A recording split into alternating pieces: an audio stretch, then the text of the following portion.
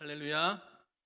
함께하면 행복한 대상교회 주일 오후 예배 오신 여러분들을 진심으로 환영합니다.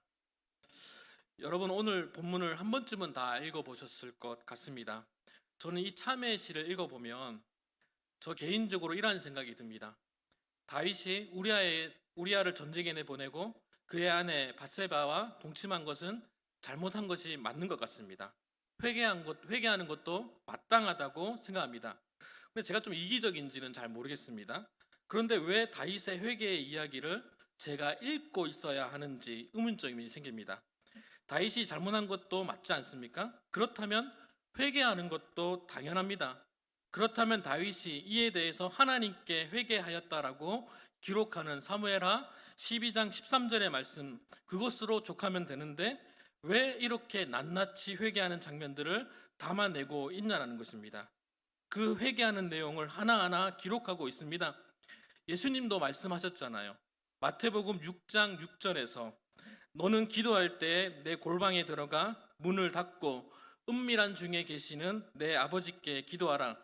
은밀한 중에 보시는 내 아버지께서 갚으시리라 라고 말씀하셨잖아요. 그렇다면 다윗은 자신의 회개를 은밀한 중에 문을 닫고 아무도 안 보이는 곳에서 기도해야 합니다. 그런데 다윗은 왜 공개적으로 참회의 시를 통해서 자신의 이야기를 하고 있는 걸까요? 인본주의 학자들, 이 자유주의 신학을 가진 자들은 이에 대해서 성경이 모순적인 부분이 있다라고 지적합니다. 여기에는 문제가 있습니다. 우리가 하나님의 말씀인 성경을 바라봄에 있어서 하나님의 뜻을 찾지 못하고 다윗의 모습을 보고 있다라는 것입니다. 모든 성경은 하나님의 감동으로 된 것으로 바르게 함과 의로 교육하기에 유익하다라고 했는데, 그렇다면 이 다윗의 참회의 시는 하나님의 뜻을 발견해야 되는데 자꾸 우리는 다윗의 회개하는 다윗의 모습을 바라보고 있다라는 것입니다. 물론 다윗은 은밀한 중에 문을 닫고 기도했어야 합니다. 그러나 그가 이 내용을 성경에 기록한 것은 개인의 참회에 포커스가 있는 것이 아니라 사회학적으로 우리에게 던지는 메시지가 있다라는 것입니다. 그렇다면 우리가 일반론적으로 생각해 보았으면 좋겠습니다. 다윗은 한 나라의 왕이지 않습니까? 세상 권세를 가진 사람입니다. 지금 우리로 치면 다윗의 말 한마디 한마디가 헌법이 됩니다. 그가 말하는 것이 그 나라의 법이 됩니다. 제가 혹시 하진이가 마음에 안 들어서 죽이면 살인죄입니다. 그런데 한 나라의 왕의 권세를 가진 이 왕의 권세를 가지고 하진이를 죽이면 그게 사형 집행이 됩니다. 모든 것이 합법화되는 것이 왕의 권세지 않습니까? 그렇다면 우리가 세상적인 세계관으로 바라본다면 다윗은 무슨 잘못을 하고 있는 걸까요? 왕으로서 자신의 권리를 주장하고 있는 것 아닐까요? 여러분, 죄송한 표현이지만 밧세바는 세상적인 관점으로 바라본다면 로또에 당첨된 건 아닐까요? 다윗이 통치했던 시기에 이스라엘은 엄청난 부호를 경험했던 나라인데 그 나라의 여왕이 되는 거지 않습니까? 삶의 방향이 완전히 달라지는 거예요. 그 시기에 다윗의 통치력이 절정에 달했다라고 합니다. 그런데 선지자 나단이 다윗을 찾아옵니다. 당신이 은밀한 중에 우리아의 아내를 범하였지만 당신의 아내들은 백주대낮에 이웃 나라들에게 겁탈을 당할 것이라고 이야기합니다. 이것이 하나님의 뜻이래요. 세상적인 관점으로 바라본다면 얼마나 화가 날 법한 이야기입니까? 그러나 다윗은 이렇게 이야기하죠. 사무엘하 12장 13절 말씀입니다. 다윗이 나단에게 이르되 내가 여호와께 죄를 범하였노라 하매, 오늘 본문의 메시지가 단순하게 다윗 개인의 참회의 내용이라고 하기보다는 세상 속에서 분별하며 살아가는 하나님 나라의 백성의 모습을 그려주고 있는 것입니다. 다윗이 정말 하나님을 모르는 왕이었다면 어떻게 했을까요? 그 자리에서 나단을 죽여버렸겠지요. 다윗이 개인적으로 그럴 생각이 없었다라고 치더라도 왕의 권위에 대해서 도전하는 그를 살려두면 안 되는 거잖아요. 그러나 다윗은 왕의 권세보다 하나님 앞에 회개하기를 선택한 것입니다. 다윗은 세상의 권세를 가지고 이 땅을 쥐어 흔드는 것이 아니라 세상과 분별해야 하는 하나님 나라의 백성의 모습을 그려내고 있는 것입니다. 여러분, 제가 지금 이야기하는 것은 시편 51편의 배경에 대해서 설명하고 있는데요.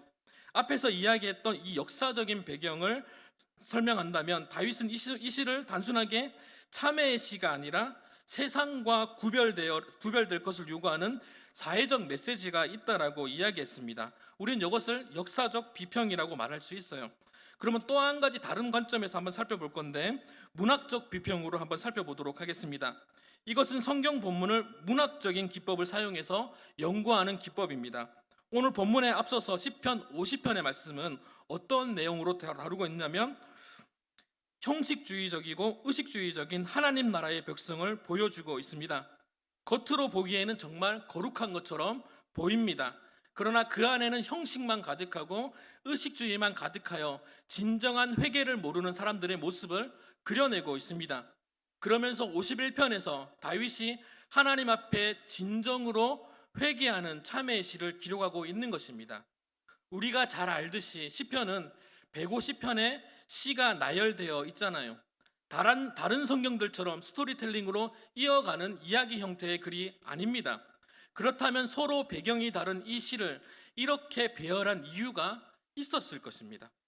역사적인 배경으로나 문학적인 배경으로나 오늘 본문의 시가 이야기하는 것은 단순하게 다윗의 참회의 성격으로만 가지고 있지는 않는 것 같습니다.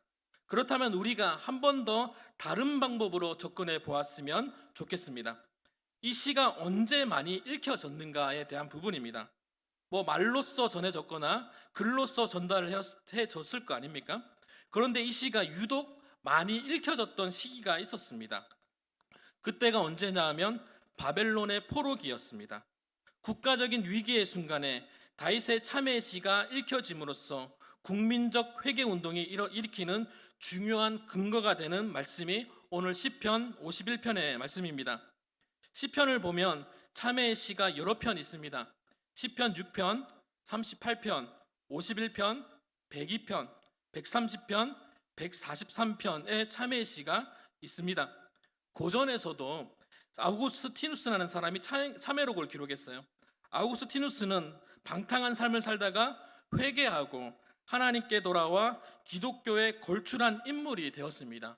이 아구스티누스의 신학을 통해서 종교개혁이 일어나는 밑거름이 되기도 합니다. 여러 가지 3대 참회록들이 여러 가지가 있는데, 이러한 내용들을 살펴보면 인간의 마음 깊이 있는 곳에 죄를 다루고 있다는 것입니다. 그 외에도 하나님의 마음을 움직였던 사람들은 죄의 세계에 깊이 들어가 본 사람들입니다. 그래서 죄에 대해서 깊이 다루고 있습니다. 죄는 우리가 상상할 수 없을 정도로 우리의 삶에 깊이 침투하여 우리의 삶을 오염시키고 망가뜨리고 있습니다. 시편 51편은 잘 알려진 회개에 대한 시입니다. 오늘날 교회와 우리의 신앙에 있어서 가장 중요한 주제가 회개라고 할 수 있을 것입니다. 오늘날의 교회와 주변에 일어나는 일들을 보면 신앙의 핵심이 무엇일까 생각해 보면 어렵지 않게 그 답을 찾을 수 있습니다. 죄의 문제입니다. 그 누구도 죄에 대한 설교를 하려 하지 않고 그 죄에 대한 설교를 들으려 하지도 않습니다. 제가 요즘 강도사고시를 준비하고 있는데요. 그래서 다문화 시대에 대한 논문을 쓰고 있습니다. 다문화 사회에 대한 학술지를 많이 읽고 있는데요. 하나같이 하는 말이 다문화 사회는 우리가 피해갈 수 없으나 다문화주의에 대해서 경계해야 된다고 기록하고 있습니다. 다문화 사회란 시민, 국민으로서 누릴 수 있는 사회, 경제, 문화적 권리를 취득하고 향유하는 인종과 민족이 차별이 근거되지 않는 사회로 정의하고 있습니다. 다문화는 상호 간의 다양성을 존중하는데 목적을 두기 때문에 어떠한 차별도 거부하는 거예요. 이러한 것을 우리는 두리뭉실하게 포스트 모던이라고 하잖아요. 모더니티 이후의 시대, 다시 말해서 어떠한 획일화된 기준으로 인간 사회를 이상적인 국가로 만들어 보려고 애써왔지만 인간의 노력으로 이상적인 국가가 만들어지지 못함을 느낀 거죠. 그러니까 어떠한 기준을 버리는 거예요. 다양성을 추구합니다. 여기서 중요한 것은 모더니티냐 포스트 모더니티가 중요한 게 아니에요. 그 기준이 무엇이냐라는 것입니다. 타락한 우리의 이성은 하나님께 나아갈 수 없습니다.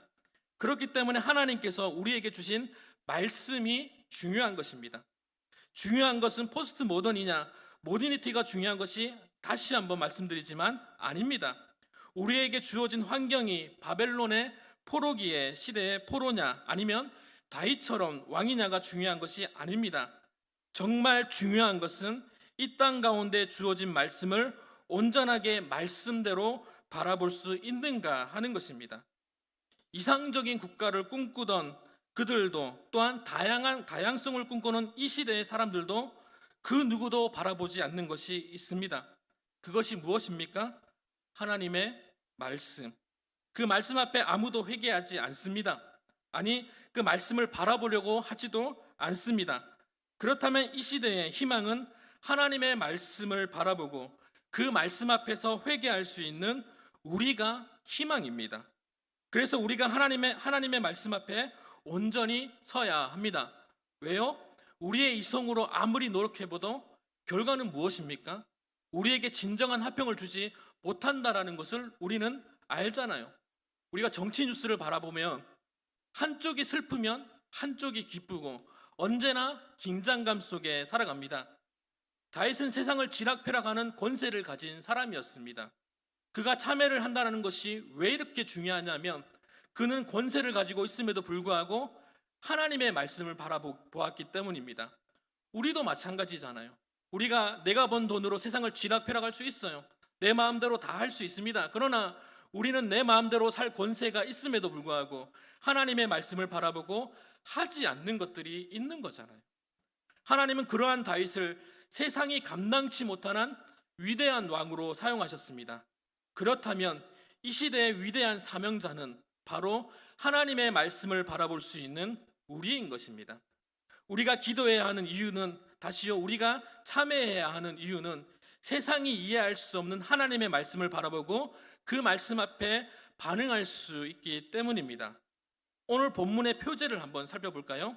다윗의 시, 인도자를 따라 부르는 노래. 다윗이 밧세바와 동침한 후 선지자 나단이 그에게 왔을 때, 선지자 나단이 그에게 왔을 때, 다윗은 하나님의 말씀이 선포될 때 반응할 수 있었습니다. 세상의 어떤 왕이 네가 은밀한 중에 우리아의 아내를 범한 것처럼 이방의 원수가 너의 아내들을 백주대낮에 겁탈할 것이라는 소리를 듣고 가만히 있을 수 있겠습니까? 다윗은 그 소리를 듣고 내가 여호와 앞에 죄를 범하였노라라고 고백할 수 있었습니다. 세상의 사람들은 말씀을 보고 진리를 거부합니다. 그러나 우리는 그 말씀 앞에 반응하는 사람들이잖아요. 그 말씀 앞에 반응했던 다윗이 이 참회하는 이 마음이 바벨론 포로기 시대에 있던 사람들에 의해서 읽혀지게 되고 이 말씀에 반응했던 사람들에 의하여 회개하고 처참하게 무너진 이스라엘 민족이 다시 재건되는 은혜를 경험하게 되잖아요. 우리도 이 말씀을 보면서 처참하게 무너져만 가는 것 같은 이 세상 가운데 유일하게 반응할 수 있는 세상의 빛입니다. 세상의 부패를 막아내는 소금입니다. 마탱이가 간 이 세상에 맛을 내는 소금이 되어야 합니다. 하나님이여, 주의 인자를 따라 내게 은혜를 베푸시며 주의 많은 긍휼을 따라 내 죄악을 지워주소서. 나의 죄악을 맑게 씻으시며 나의 죄를 깨끗하게 제하소서. 다윗은 자신의 죄를 깨닫고 나서 자신의 죄가 스스로 해결할 수 없음을 알고 있었습니다. 하나님이여, 주의 많은 긍휼을 따라 내 죄악을 지워주소서. 그러면서 3절에서 6절을 통해서 자신의 죄에 대해서 무능함을 이야기하고 있는 거예요. 자신은 세상 권세를 가진 왕이지만 이 죄에 대해서는 철저하게 무능한 존재임을 고백하고 있습니다. 하나님만이 자신의 문제를 해결할 수 있는 존재이시며 자신의 죄에 대해서 철저하게 무능한 존재임을 대조시키고 있는 것이죠. 그러면서 우슬초로 자신의 죄를 씻어달라고 이야기합니다. 나는 이렇게 무능한 존재이니 주여 나를 용서해달라고 간절함이 느껴지는 대목이기도 합니다. 여러분, 구약에서 우슬초라고 하면요, 마치 스펀지처럼 액체를 흡수하여서 그 식물로 6월절에 문지방에 피를 벽에 문지방을 바를 때 사용했던 겁니다. 여기서 중요한 것은요, 무엇이냐면 문둥병자들에게, 그들이 그렇게 멀리하고 가까이 하지 않으려 하는 문둥병자들에게, 그들과 살이 닿으면 안 되니까 이 우슬초를 피를 찍어서 그들에게 뿌렸던 거예요. 그 우슬초를 가지고 자신을 씻어달라고 이야기하는 것은요, 다윗이 세상의 권세를 가진 왕이지만 나를 문둥병자 같이 취급해달라고, 하나님 나를 용서해달라고, 그렇게 우슬초를 사용해서라도 나를 용서해달라고 하는 간절함이 느껴지는 대목입니다. 그만큼 간절하게 회개하였음을 이야기하고 있는데요, 중요한 것은 다윗의 기도가 회개에 그치지 않는다라는 것입니다. 우리 10절 말씀과 11절 말씀을 같이 한번 읽어보도록 하겠습니다. 10절과 11절 말씀입니다. 시작. 하나님이여, 내 속에 정한 마음을 창조하시고 내 안에 정직한 영을 새롭게 하소서. 나를 주 앞에서 쫓아내지 마시며 주의 성령을 내게 거두지 마소서. 여러분, 여기서 창조라는 단어를 사용하고 있습니다. 여러분, 성경 말고 자연과학에서 창조를 이야기하는 것을 본 적이 있으십니까? 기꺼이 이야기해봐야 빅뱅 이론이잖아요. 없는 것에서 창조를 이야기하는 것은 잘 찾아보기 힘듭니다. 그런데 오늘 본문에서 창조를 이야기하는 것은 초월적인 것을 바라볼 수 있었다라는 것입니다. 우리의 인간의 상상력으로 도저히 상상할 수 없고 그려낼 수 없는 초월적인 것을 바라본 자만이 고백할 수 있는 것이 바로 창조라는 것입니다. 본구절은 시잖아요. 어쩌면 함축적인 의미가 있을 거예요. 이 시가 누가 많이 읽혀졌다고 했죠? 바벨론 포로기에 있던 사람들이에요. 세상의 포로로 잡혀있던 사람들, 하나님을 모르는 바벨론 사람들의 노예가 된 사람들 안에서 읽혀졌다라고 이야기했잖아요. 현실은 세속 속에 매여 있는 사람들입니다. 세상의 권세를 벗어날 수 없을 것 같은 사람들입니다. 그런데 그들의 시각 안에서 세상을 주름잡았던 다윗이, 이때 당시의 사람들의 세계관은, 세계관이 무엇입니까? 지금 자신의 나라를 빼앗기고 아무것도 할 수 없는 존재라는 것입니다. 무엇 때문에요? 죄 때문에. 그렇기 때문에 그들 가운데 메시아가 나타나서 자신들의 죄의 문제를 해결해주고 다윗이 통치했던 하나님의 나라의 권세를 자기들 나라에 임하기를 간절히 소망했어요. 그들이 지금 다윗이 죄 앞에서 전적으로 무능한 존재이며 다윗처럼 초월적인 존재인 하나님을 소망하고 있는 것입니다. 눈앞에 보이는 현상을 바라보는 것이 아니라 초월적인 하나님을 바라본 다윗처럼 하나님 나라를 소망하며 하나님 나라를 위해 나아갈 수 있는 저와 여러분이 될 수 있기를 소망합니다. 어쩌면 바벨론 포로의 시기와 지금 우리의 시기는 비슷하다고 할 수 있습니다. 바벨론 포로기는 하나님을 알지 못하는 물질의 노예로 살아가는 사람들의 모습입니다. 어쩌면 우리가 세속 속에 살아간다는 것은 하나님을 모르는 사람들과 이 물질이 전부인 거라고 생각하는 그 사람들 안에서 하나님의 말씀을 이야기하는 것은 어쩌면 그들 앞에서 정말 이해할 수 있는 사람들의 모습으로 비춰질 수 있습니다. 그러나 우리가 하나님의 말씀대로 살아가야 하는 것은 다윗처럼 자신의 참여하는 마음으로 하나님 앞에 나아갈 때 하나님께서 우리를 통해서 놀라운 역사가 일어나기 때문입니다. 시편 50편에서 예배하는데 어떻게 예배했냐면 형식주의적이고 의식주의적인 겉모습만 예배하는 것처럼 보이는 것들을 지적한다고 했지 않습니까? 우리 그러면 16절과 17절 말씀 한번 같이 한번 읽어볼까요? 16절과 17절 말씀입니다. 시작. 주께서는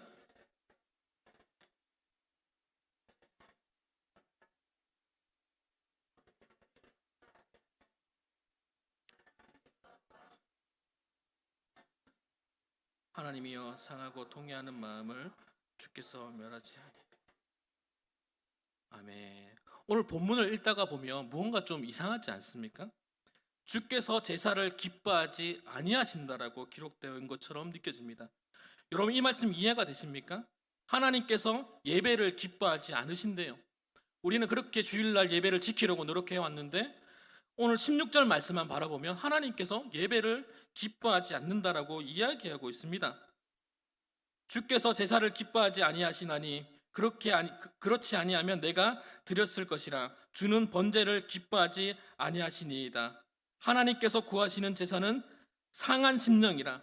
하나님이여, 상하고 통회하는 마음을 주께서 멸하지 아니하시리이다. 상하고 참회하는 마음이 없는 예배를 기뻐하지 않는다라는 것입니다. 여러분, 이제는 이해가 되시죠? 지금 다윗은 참여하는 소리가 개인의 기도의 제목이 아니라, 회개하는 기도가 아니라 열방을 향한 메시지라는 것입니다. 오늘 여기에 있는 분들은 우리 각자 하나님의 부르심에 있어서 이 자리에 있는 거잖아요. 나단이 다윗을 불렀을 때 반응을 한 것처럼 그 누구도 반응할 수 없는 이 세상 가운데서 우리는 그 성령의 부르심 앞에 반응한 사람들 아닙니까? 우리는 각자 개인적인 부르심 앞에 회개하고 참여하는 마음으로 이 자리에 앉아 있습니다. 다윗이 참여하는 마음이 바벨론 포로에 있던 사람들의 마음을 움직였던 것처럼 우리의 참여하는 마음이 이 세상을 변혁해 나갈 줄 믿습니다. 그렇다면 우리가 왜 세상 가운데 왜 참여하는 마음을 가져야 할까요?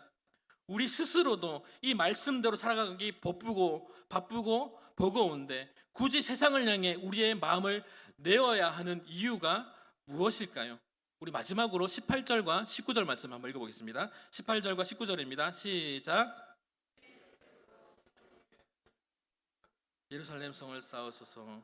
그때 주께서 의로운 제사와 번제와 온 기뻐하시리니 그때 그들이 수소를 주의 제단에 드리리이다.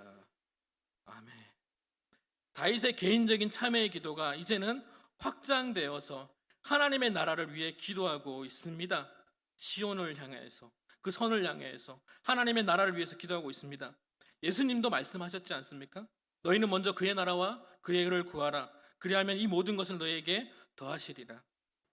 우리는 세상을 위하여 기도해야 하는 이유는 세상의 모든 것이 하나님의 주권 아래에 있고 그의 뜻 아래 창조되었기 때문입니다. 그렇기 때문에는 우리는 그의 뜻을 따르기 위하여 세상을 위하여 기도해야 합니다. 그리고 하나님은 하나님의 사랑과 구원의 대상이 세상에 있기 때문입니다. 하나님께서 우리를 부르신 이유는 우리를 통하여 저들을 구원하시는 놀라운 계획이 있기 때문입니다. 우리가 세상을 볼 수 없는 하나님의 말씀을 볼 수 있기 때문에 저들이 보지 못하는 하나님의 말씀을 저들에게 증인된 삶을 살아가는 것이 우리의 목적입니다. 여러분, 세상이 변했다고요? 우리 교회는 의식과 형식에 매여서 진정으로 고민해야 할 하나님의 나라를 보게 하는 것을 포기하고 있는 것은 아닐까요? 우리끼리 예배하는 것, 삐꺼번쩍 조명이 화려하고 음악이나 영상이나 하나의 방송국 같이 보이잖아요. 오해하지 마십시오. 제가 우리 교회를 이야기하는 것이 아니라 겉으로 보이는 한국 교회를 일반화해서 보는 겁니다.